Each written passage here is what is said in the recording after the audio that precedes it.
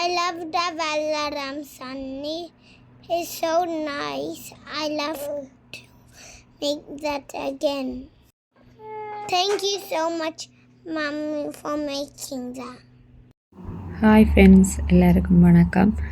நான் இந்த வீடியோவில் வெள்ளரை சட்னி செய்தேன்னா அதான் எப்படி செய்கிறதுன்னு பார்க்கலாம். அதுக்கு தேவையான பொருட்கள் வெள்ளரை, கடலைப்பருப்பு, உளுத்தம்பருப்பு, உள்ளி, வெங்காயம், தேங்காய் சொட்டு, தக்காளி பழம், கருவேப்பிலை, புளி, தேவையான உப்பு. இதுக்கு முதல்ல ஒரு பேன் எடுத்து நாங்கள் ஒயிலை விட்டு ஹீட் பண்ணுவோம். நான் நல்லெண்ணெய் வரேன், நீங்கள் எந்த எண்ணெய்னாலும் யூஸ் பண்ணுறது விடுங்க.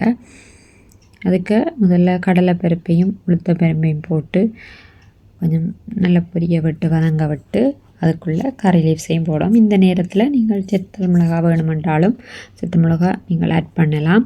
நான் இவை சின்னாக்கள் சாப்பிட மாட்டேன்படி அதை நான் ஆட் பண்ணல. அதை கொஞ்சமாக இறக்கி ஆற விடுவோம் செப்பரேட்டாக. அதே பேனுக்கு பிறகு கொஞ்சமாக எண்ணெயை விட்டு வெங்காயத்தை போட்டு நாங்கள் பதங்க விடுவோம்.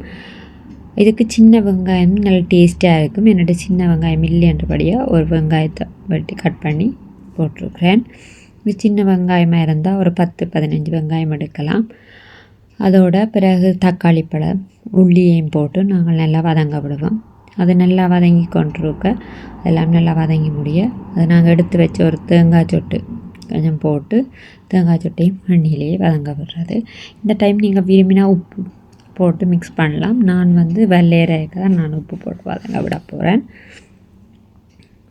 இதெல்லாம் தண்ணி முடிய கடைசியாக புளியையும் போட்டு வதங்கி விட்டு அதையும் நாங்கள் முதல் இறக்கி வச்சதோட ஆறுறதுக்காண்டி வைப்போம் செப்பரேட்டாக. அதுக்கு பிறகு அதே பேனுக்கே திருப்பி எண்ணெயை விட்டு எண்ணெய் கொதிச்சோன்னா அதுக்கு நாங்கள் வச்சுருக்கிற வெள்ளரையை போட்டு வதங்க விட போகிறோம். நீங்கள் தனி இலையை மட்டும் தண்டி எடுக்கலாம். நான் தண்டோடைக்கு தண்டி நான் கீழால் கொஞ்சம் நுனியால் தண்டம் கொஞ்சத்தை வெட்டி போட்டு மிச்சம் எல்லாமே நான் எடுத்தேன். அதை நாங்கள் கிரைண்ட் பண்ண தனி போகிறோம். அதால் அப்படியே எடுத்து அதையும் போட்டு நல்லா வதங்க விடுவோம். அது நல்லா வதங்கி முடிய நாங்கள் முதல் இறக்கி வச்ச எல்லாத்தோடையும் சேர்த்து இந்த நேரம் உப்பையும் ஆட் பண்ணி போட்டு தேவையான உப்பையும் ஆட் பண்ணி போட்டு நீங்கள் அப்புறம் கிரைண்ட் பண்ணிக்கே உப்பு வேணுமெண்டா திருப்பி நீங்கள் போடலாம்.